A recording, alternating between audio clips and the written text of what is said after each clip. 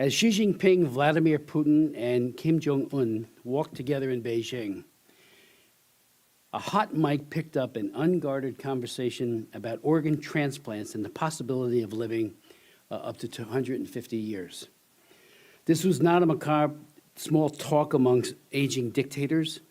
It was a glimpse behind the curtain, a glimpse into a world where human beings can be treated as interchangeable parts to prolong the lives of autocrats. But forced organ harvesting is not healing. It is murder, masquerading as medicine.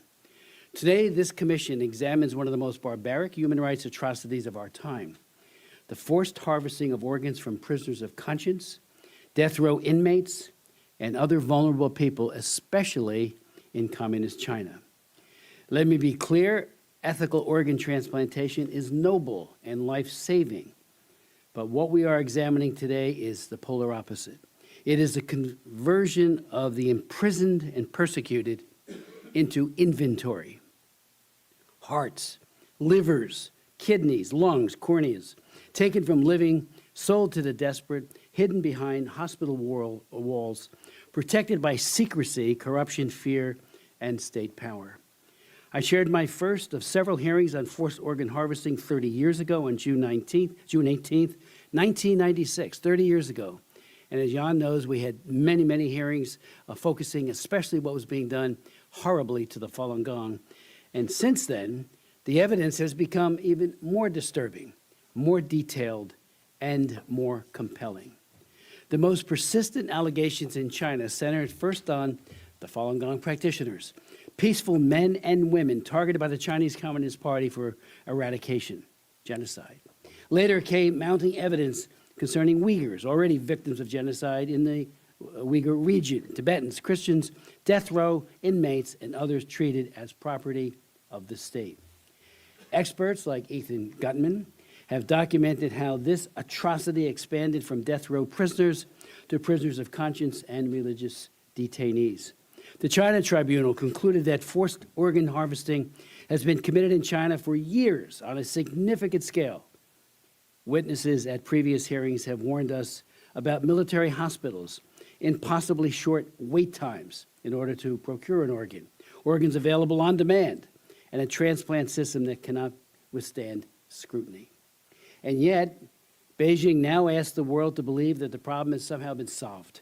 It says the transplant system now meets international standards, and once again, the disappointing and corrupt WHO takes Beijing's claims at face value, just as they did in the early days of COVID. But today, this commission has received rare and extraordinary eyewitness accounts from inside the Chinese gulag itself. Ali Montavalian written submission details his incarceration in a PLA-linked prison hospital near Shanghai, and Kalibor Sadiq's testimony from the detention camps in the Uyghur region. Together, their accounts shatter Beijing's fiction that its transplant system is voluntary, transparent, and compliant with international standards. Ali Montavalian spent years inside China's prison system. His submission describes coerced thumbprints on so-called consent forms, bondage tranquilizers, last rooms of terminal patients, prisoners taken to surgery and not returned, mobile freezer carts and bodies moved towards incineration. His account strikes at the heart of Beijing's favorite defense.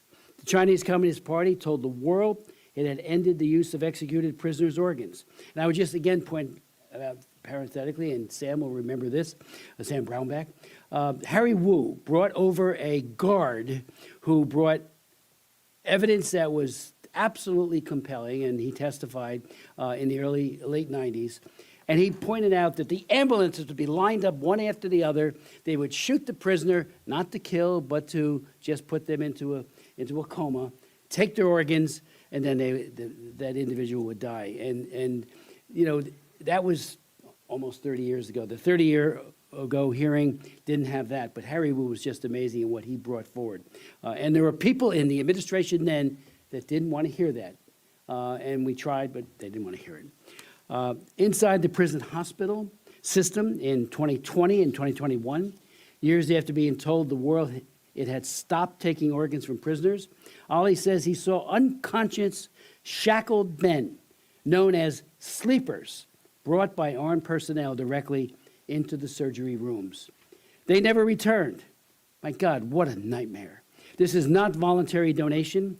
This is execution by organ extraction. Mr. Sadiq brings us inside another part of the Chinese Gulag, the camps of the Uyghur region.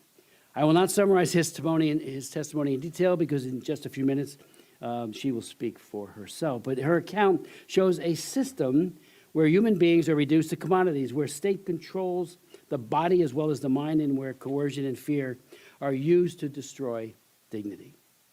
The prison hospitals in Gulag described in these testimonies are not a place of care, rehabilitation, or education. They are crime scenes, part of a system of coercion, medical abuse that knows no parallel in genocide in China.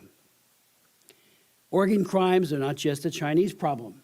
It is a global one that flourishes wherever coercion, poverty, corruption, secrecy, and demand intersect. That's why Congress must act. The House has twice passed my legislation with overwhelming bipartisan support. Most recently, H.R. 1503, the Stop Forced Organ Harvesting Act, passed the House 400-1 a full year ago. And it's still languishing in the Senate, but it passed a full year ago. It would criminalize forced organ trafficking, impose serious sanctions, require reporting, deny visas, and create penalties of up to 20 years in prison and up to $1 million for knowingly being complicit in this crime. The bill is not a press release. It is enforceable policy. It says to brokers, traffickers, corrupt officials, complicit doctors, hospitals, researchers, insurers, and middlemen, if you profit from coerced transplants, directly or indirectly, you should risk your money, your visa, your access to the U.S., and your freedom. Because if we can get you, you're going to jail for these heinous practices. The Senate has not yet acted on the bill, and I appeal to them. I believe that they must delay is denial for that poor 25 to 30-year-old, as Ethan Gutman has told us over and over again, average age 28, who is killed, murdered, just for their organs. Every day without consequences is another day of perpetrators operating in the shadows. Witnesses are intimidated, evidence disappears, and families never learn what happened to their loved ones. Forced organ harvesting is barbaric. It is systematic, it is state-enabled, and it's a big business. And speaking frankly, no one wants Xi Jinping or Vladimir Putin to live forever. I suspect on this point there would be broad bipartisan agreement. But behind that dark money is a deadly serious point. No dictator, no party boss, no wealthy patient, and no broker should be able to purchase longevity with the organs of the poor and the persecuted. That is all the more reason to pass the Stop Forced Organ Harvesting Act and make unmistakably clear that the United States will not stand by in the face of such cruelty. Not with our expertise, not with our money, not with $1 of American complicity.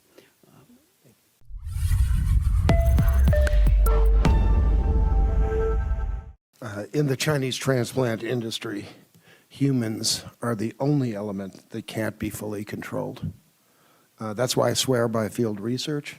And over time, I've learned that all testimony, even that which doesn't support my ongoing thesis at any given time, is valuable. Yet, I've also been observing the often skeptical Western world. That includes myself back in 2006. And all witnesses are taking a big risk. Camp refugees who observed the organ harvesting selection process or were nearly harvested themselves, as I guess we're going to be hearing from some of those today, they matter. But the testimony of a medical practitioner who was directly involved in the transplant process has a more complex level of risk, and they may matter more in some respects. Now, I'll briefly focus on these medical witnesses because there's a continuity there that's very interesting that's over time. I'm going to recap current harvesting rates one more time with feeling. I'm sorry about that. I'm going to touch on Uyghur deportation from Central Asia, and I'll close with a few personal thoughts on policy. Now, regarding the slaughter, we have two witnesses from that. 15 years ago in a Westminster hearing, Enver Tohti, a former Uyghur hospital surgeon, confessed that he used his own hands to extract the kidneys and liver of a wounded but salvageable human being on a Xinjiang execution ground. In 2013, Dr. Ke Wen-je of National Taiwan University agreed that I could publish the story of his quest for organs on behalf of his Taiwanese patients. This happened in a mainland hospital, probably Wuxi People's Hospital. When Ke expressed doubts about the quality of executed prisoner organs, his mainland counterparts assured him that all the organs will come from Falun Gong. The Xinjiang procedure, I just have to promote these things, I'm sorry, adds to this collection. In 2007, an accidental witness, Kat, that's Mr. Sugawara, was assisting his Yakuza chieftain prepare for a liver transplant in a Beijing police hospital. Wandering into the wrong room, Kat found a bound and sedated young man, wrist and ankle tendons severed. A Chinese surgeon soothingly explained to Kat that the young liver donor was Falun Gong. In 2017, Saragul Satbe, a teacher in a Kazakh and Uyghur camp, gained exclusive access to organize the camp's medical files. A red check mark next to blood results signaled the individual had been pre-selected for harvesting. Several camp refugees that I interviewed recalled guards imposing color coding from pink vests to wristbands a few nights before the actual disappearances. In 2018, Samal, a Kazakh ethnic woman, that is a pseudonym, Samal, she was recruited by a Uyghur veterinarian to extract human intestines in preparation for the systematic extraction of organs. Why intestines?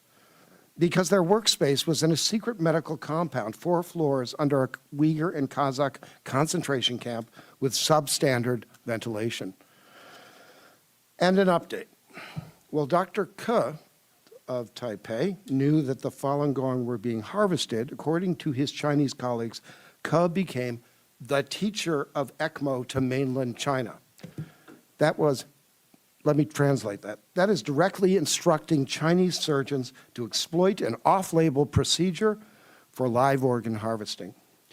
As mayor of Taipei and as a presidential candidate for the Taiwan presidency, Ke could have been the ultimate medical witness. Instead, Ke was recently sentenced to 17 years in Taiwanese prison on corruption charges, and I'd love to see a plea deal there. Along with a hunger for medical witnesses, there is a hunger for scale. And the full publication of witness evidence in Chapter 5 concludes 2.5 to 5% forced disappearance rate in the camps, average age 28 to 29, specifications taken at night, final blood DNA test to establish health and identity. Assuming 1 million in the Xinjiang camps, forced labor factories, and other carceral environments, that's 25,000 to 50,000 Uyghurs, Kazakhs, and other Turkic groups harvested per year. 2 to 3 organs extracted per individual to reach the minimum requirements for China's transplant industry volume. 60,000 successful transplants per year. That means a minimum cumulative death total in Xinjiang of over 200,000 now and counting. Now, some analysts recently speculated that the camps are closing, and it may be inside baseball, but I would welcome a question on that. Either way, forced labor organs are the same as concentration camp organs, and per capita medical attention that Xinjiang receives is extraordinary.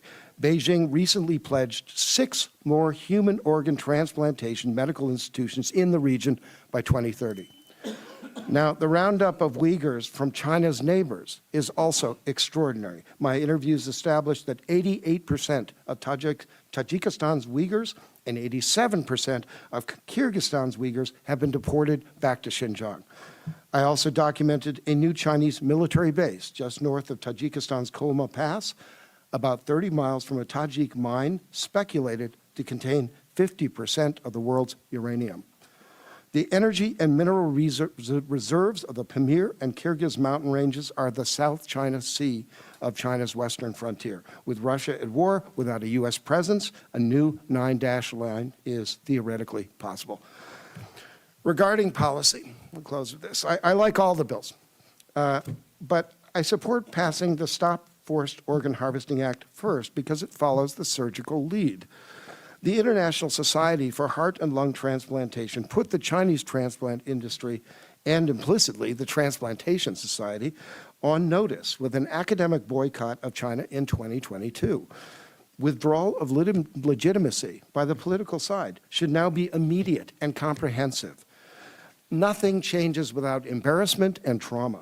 One day after my press conference on Dr. Ke, Taiwanese medical authorities withdrew immunosuppressive drug coverage for Taiwanese patients who received Chinese organs. We could do that here.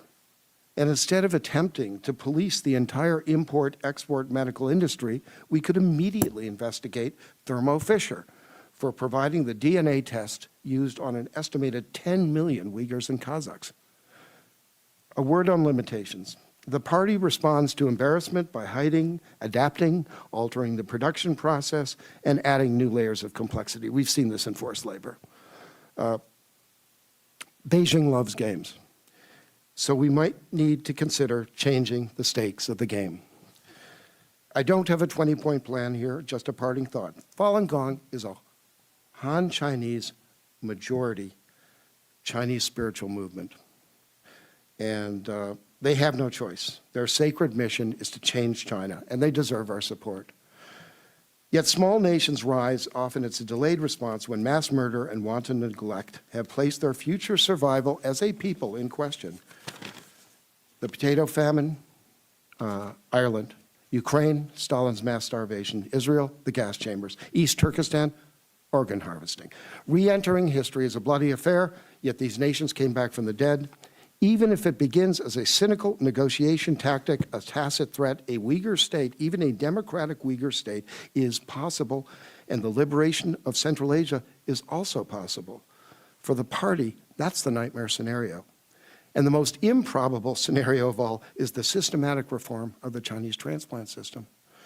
But if our first objective is to staunch the bleeding, apply immediate and consistent pressure, pass this bill. Thank you.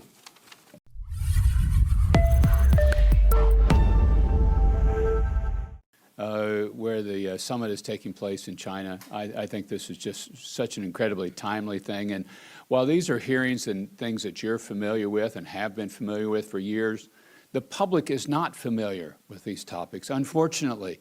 In my experience in social movements, you've got to really rub the public's face in this stuff for them to get it. And once they do, then they'll kind of, okay, what should we do? And thank you for rubbing people's face in this stuff that you've known about and heard about for 20, 30 years, as have I. Even just yesterday, I was with Marigold Tursun.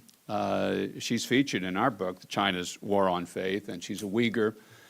She was told finally before, this is toward the very end of her incarceration, okay, you can pick the way you die. We'll either shoot you 3 times, 3 bullets, or you can sign your life and your organs away to us. Now, if you pick the 3 bullets, we're going to charge you for each of these bullets a very large sum of money, and you can do it for free this other way. And you go, how cynical can a group of people be? This is her speaking yesterday about the technique that was used. Our children who were born in Egypt ultimately actually were the tool that got her out. Disfavored religious communities are particularly targeted by the perpetrators of forced organ harvesting schemes. Falun Gong practitioners, which we've heard about, systematically cataloged based on biometric markers and then murdered for their organs. Uyghur Muslims, and you've heard this before, their organs harvested and marketed to wealthy Middle Easterners as halal, and in an unimaginably cynical way doing this. And I don't like even repeating these because these charges are so horrific that they are virtually people they have a hard time in their mind even getting their mind around it. But this is happening and has been happening and continues to happen, and it's an evil regime that perpetrates it. We have here today, and Mr. Chairman, if I could take just a moment to introduce, you've got here the gentleman Peter Hsu. You may remember his name. You advocated for him, as I did a number of years ago, spent 5 different times in Chinese prison. He's been out here helping promote the book. He was considered the Billy Graham of China. They nearly killed him when they took him down he put him in a cross formation until he nearly died. They took him down. They said to him, okay, sign the confession that God's a hoax, Jesus doesn't exist. And he looks at the warden and he says, thank you for allowing me to participate in the sufferings of Christ. Just an amazing testimony of an individual who is here, and I've got to recognize Peter Hsu. And then the other person that's Bob Fu is hosting these gentlemen. You know Bob, but Pastor Pan of the Mayflower Church that got all 64 members of theirs out in a daring episode that I believe should be a Hollywood movie is here with us as well. Pastor Pan, wonderful men. They bear witness, and as they bear witness, they get family members persecuted back home. These are not free shots that people get to take. They get hit. Pastor Pan has relatives still in China being threatened. And I would ask our State Department to allow them to come if they're allowed out of China. Allow them to come here to the United States. Here's a brave man being willing to speak out, and the family members back home are still persecuted. And I hear this constantly from members of this persecuted community, of the various religious persecuted communities. You have experts that know more of the specifics of it. I want to talk mostly about policy.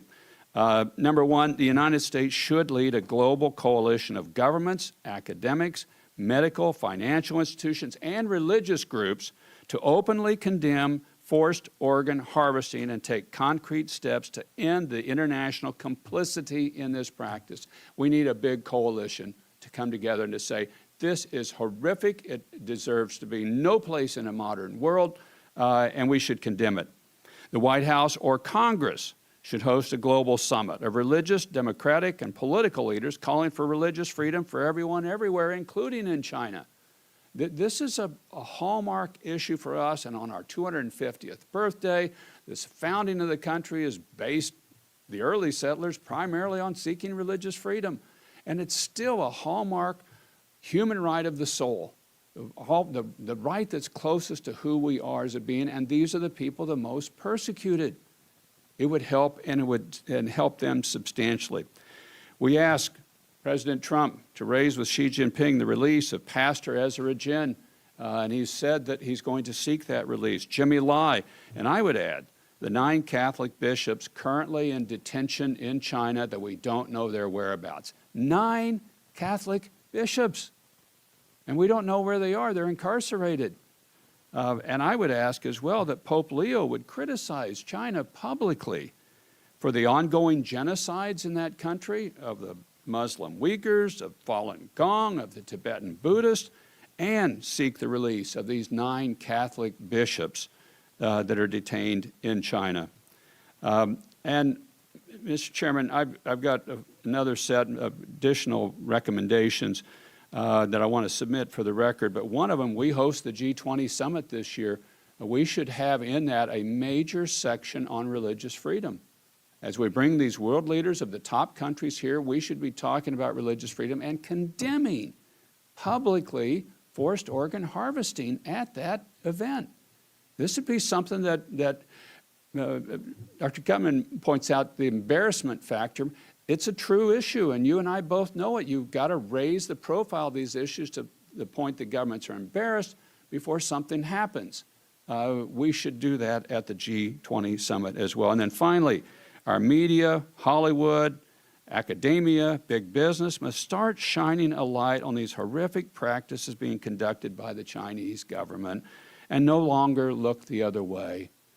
We cannot look the other way. Now, we've got such an integrated economy with China, and I hope and pray we're in the process of breaking that apart and breaking our supply chains and moving it to other places. And I'm seeing positive trends on foreign direct investment in China going down substantially, a lot of that coming to the United States and other places going up, which is favorable towards us. That's the right trend.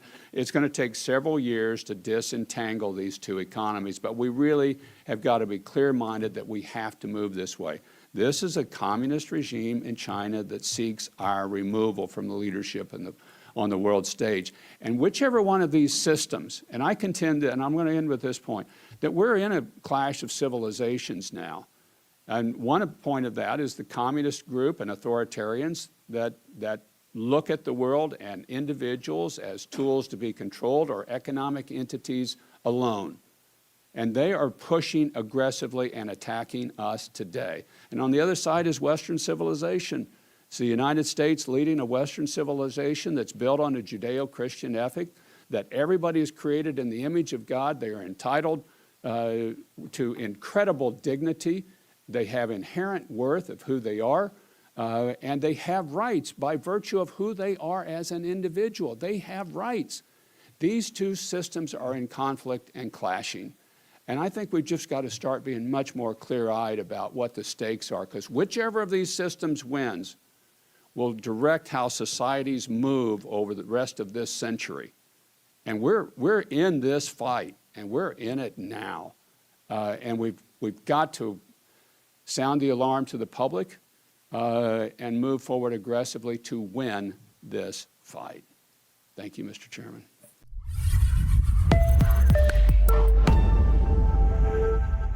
My name is Khalbunur Siddiq. I am from Urumqi.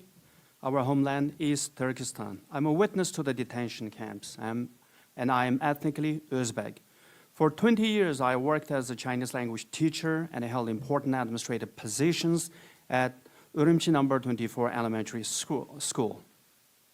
Never did I imagine that one day I would be forced to teach inside a detention camp, or that I would become a witness to the crimes committed by the Chinese Communist Party against Uyghurs and other minority peoples.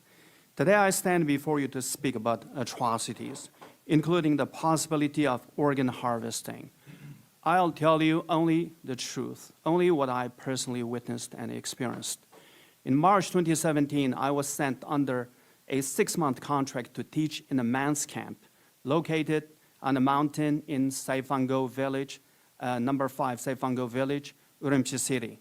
The authorities told us we would be teaching students in a literacy training course, but they were not students. They were prisoners. There were fathers, young men, businessmen, religious figures, intellectuals, people from all walks of life. There are ordinary citizens. There were also elderly men among them. They had been taken from their homes, imprisoned behind barbed wire, triple iron gates, surveillance cameras, armed guards, and locked cells. Every Monday, no classes were held for the detainees. Instead, blood was drawn from them. They were given unidentified injections. Afterwards, they were given small white pills. Chinese nurses told me these are vitamins or calcium supplements. Since the detainees never see sunlight, the government ordered us to take care of them this way. But I did not believe them. How could the government that imprisoned, starved, tortured, and humiliated these people suddenly care about their vitamins? No, that was impossible. At that time and even now, I believe there was another purpose behind it. I also witnessed healthy men disappearing. I clearly remember one man named Osman. He was active in class and eager to learn. He was a wealthy businessman and appeared very strong and healthy at first. Among hundreds of people, I could easily recognize his face. Then one day, he disappeared. When I asked what happened to him, I was told he suffered from high blood pressure and diabetes and had died on the way to the hospital. There was another man who sat at the far end of the first row in the classroom. He too was hardworking, and I still remember his face vividly. Later, he also disappeared. I was told he died from kidney poisoning.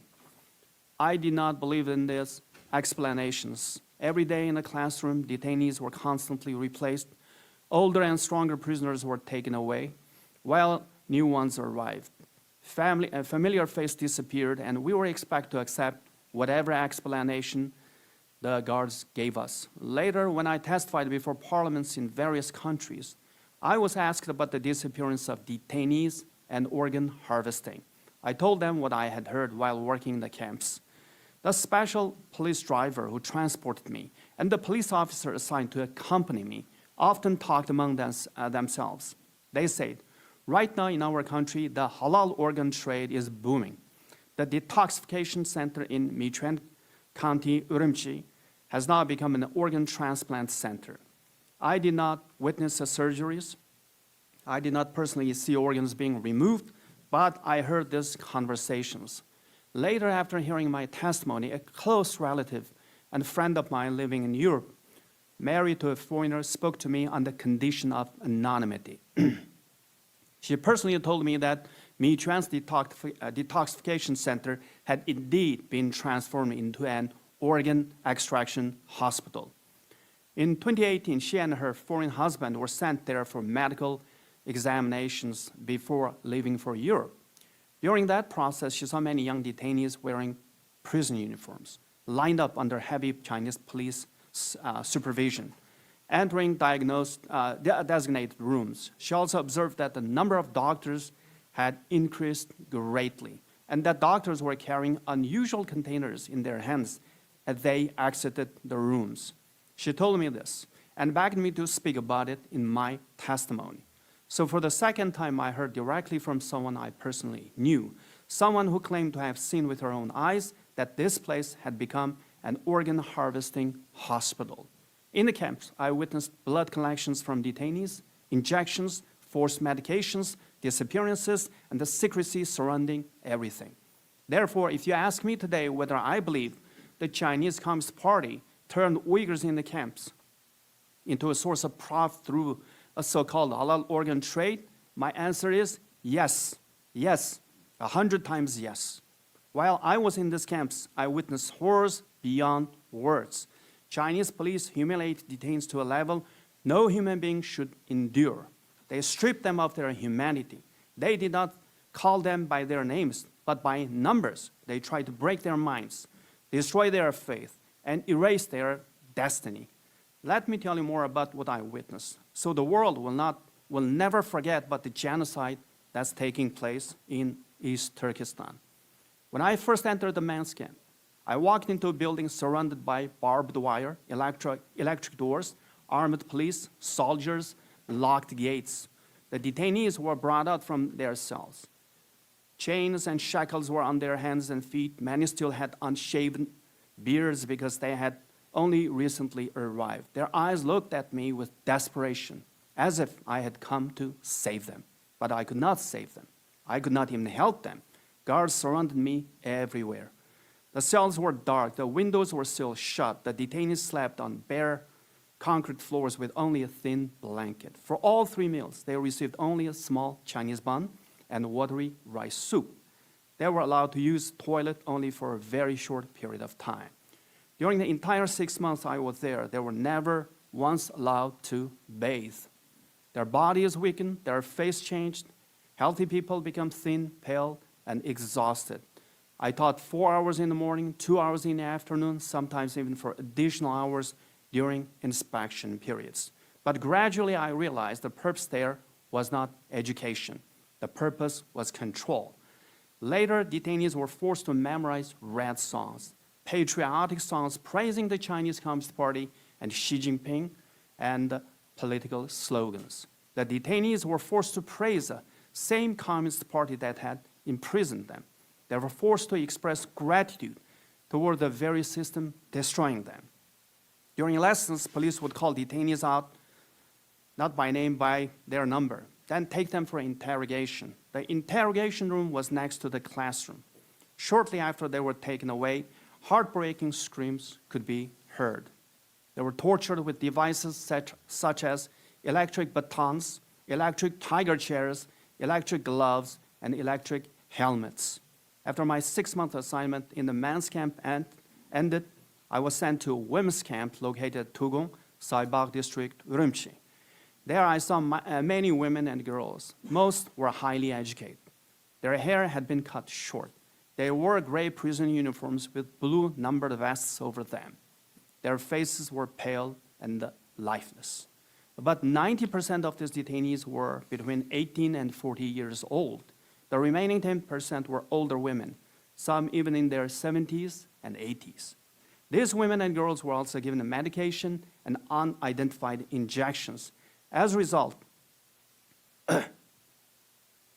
many of them completely stopped menstruating. Some had studied abroad. During lessons, they were forced to first to thank the Chinese Communist Party and the government before telling their stories.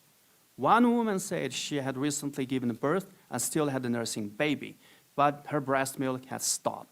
Another young woman said she had been preparing for marriage when she was suddenly taken to the camp. Excuse me. And she no longer even knew where her fiancé was. Yet she was forced to thank the government for providing such a great opportunity to learn the national language. Others say they had been taken directly to the camp immediately after returning from studies abroad.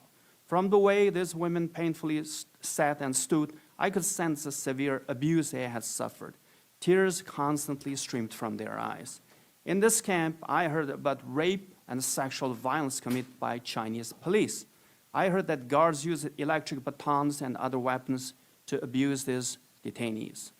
I personally witnessed the body of a young girl around 18 to 20 years old, being carried away before my eyes. I later heard that she had bled to death. Outside camps, the control continued. The Chinese government placed so-called Chinese parent relatives, Han Chinese men inside the homes of Uyghur women, especially in homes where husbands had been taken to the camps. Even in their own homes, these women faced various forms of abuse and humiliation. People were afraid to speak. Phones were monitored. Relatives abroad became a source of danger. My daughter at the time was in the Netherlands, and we lived constantly in fear and anxiety. Under pressure from neighborhood committees, assigned police officers, we were also forced to undergo sterilization procedures at Changleyuan Hospital in Tianshan District. Even though I did not want this, I had no choice. My safety and the safety of my family depended on obeying government demands. That's why I say we no longer had ownership over our bodies. I am one of the fortunate few who managed to escape after enduring tremendous suffering. The people inside the camps cannot speak to you. They have no way to make their voices heard. I am standing here today and at enormous personal cost to tell you this truth. Because the man who disappeared, the women who were abused, and the mothers separated from their children, and the families destroyed by this genocide need witnesses. Honorable Chair, distinguished members of the committee, I ask you not to turn your eyes away from this tragedy. The horrific violence taking place in East Turkestan is not merely a crime. It's part of the system that sees Uyghurs, the original inhabitants of this land, as less than human. This is genocide. The world once said never again, yet East Turkestan, it is happening again.